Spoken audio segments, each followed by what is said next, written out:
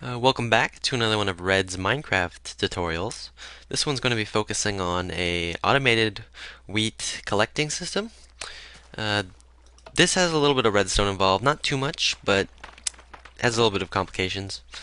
The first half of this video is going to be me showing you and explaining things, and then the second half is going to be building it.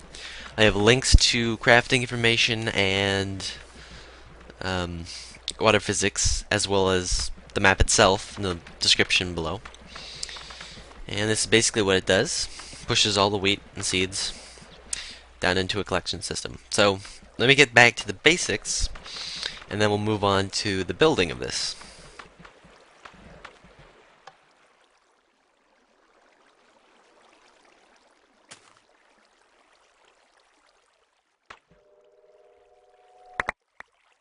Okay, so here I have a source block of water surrounded by tilled farmland.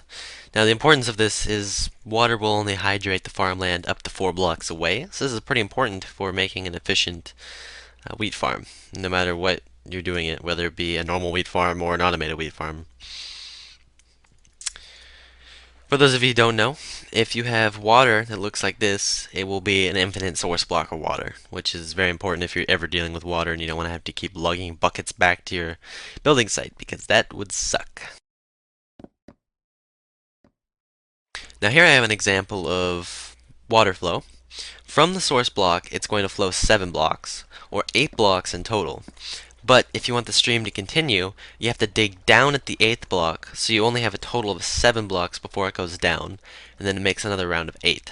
This is pretty important when you're dealing with cascading water flow, which is what I use in the automated wheat farm. Now, here I have the back end of the automated wheat collecting system.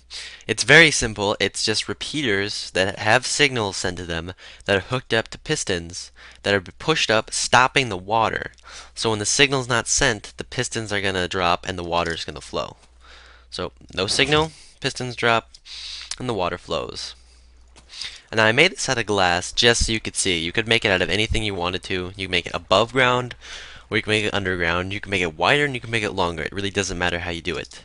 But one thing I did notice was that having these central channels are very important, because the water in here is how the farmland stays hydrated. And the height of this stops seeds and wheat from landing on top of this.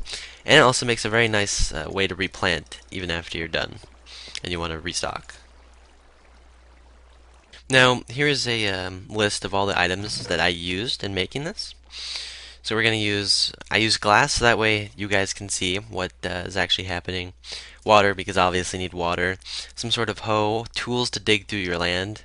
Bone meal to instantly grow the wheat. A cauldron to collect it. Redstone repeaters, and lever for the wiring. Seeds, obviously. Pistons to stop the water. And some sort of building material. Okay, I'm going to start out by making my first row of farmland. So we're going to create the canal for the water. And we're going to load the water in. But since I already know from working with this one over here that we're only going to have room for basically five tilled farmland. Alright, that's 5. So we're going to do that equally on both sides. And remember from the demonstration that the hydration from the water will only go 4 blocks away. Now we're going to add our, I don't know, scaffolding or whatever prevents the seeds from going on top. Alright, now we're going to go down.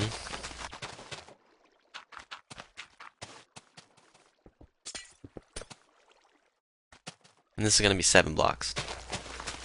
And I'm doing this so I can accommodate the flow of water. I'm going to do it equally on both sides.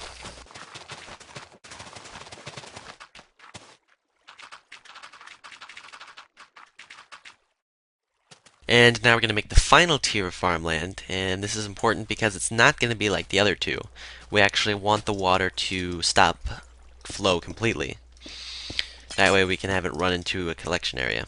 And the reason why I'm making this glass stairway, whatever, two blocks tall, is so we can plant while we're up here and the seeds and the wheat don't come up here.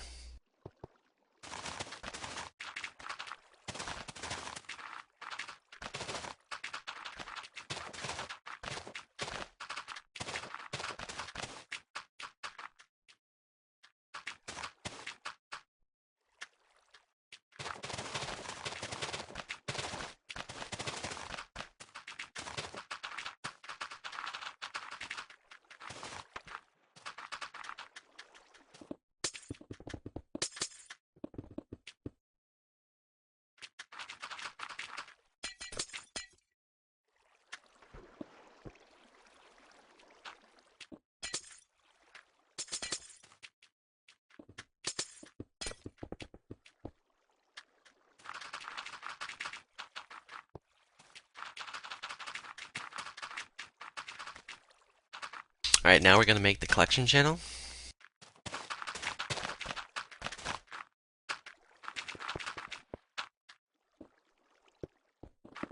We're just 2 blocks down, and then we're going to add some water.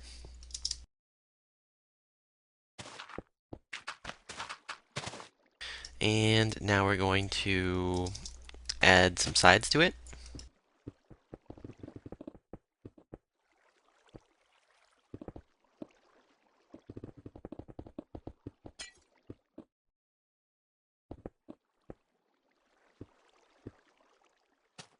Okay, now we're going to add the pistons.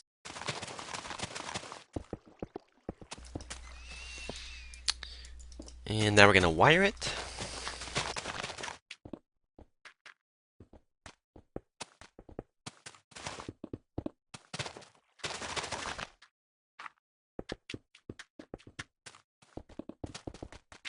Actually, this is the collection area for the water.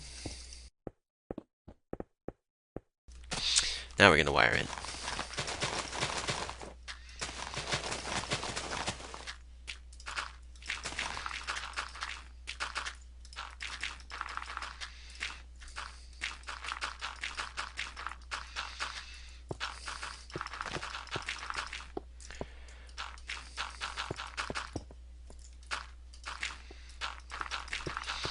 It's very important that you wire it like this, with the repeaters pointing to the block or to the piston.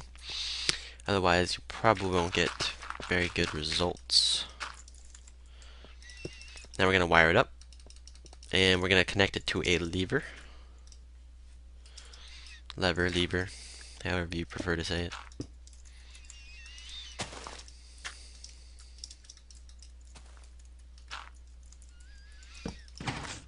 Alright, and this controls our pistons. Actually, that one's on a delay. I guess it really doesn't matter, but we're going to fix that. Alright, now it's time to add our water. And it's time to test this out and see if it works.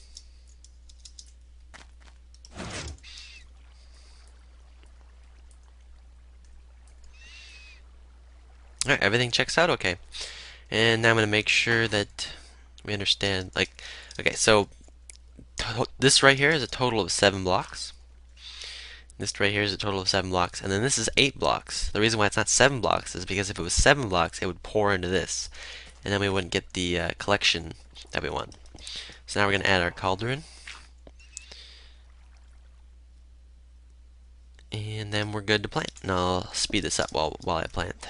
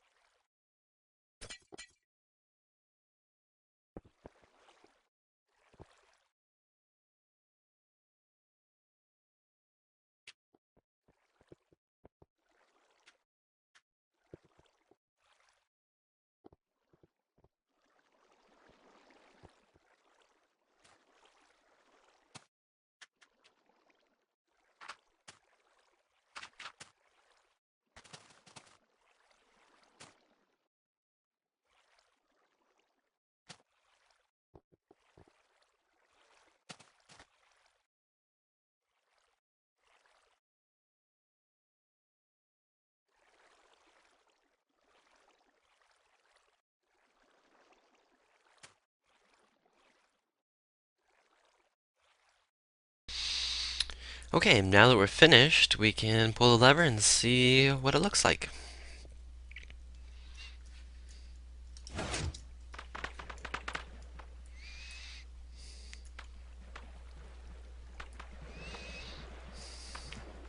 And the cauldron's optional. I just like it because the stuff actually falls down into it. Looks pretty cool. It's very helpful. So this is a tutorial on how to make an automated wheat collector. I hope you enjoyed. If this helped you out, please like the video and subscribe. It helps me out a lot. Don't forget that there's links to the wiki and to this map in my description. And I'll see you guys later.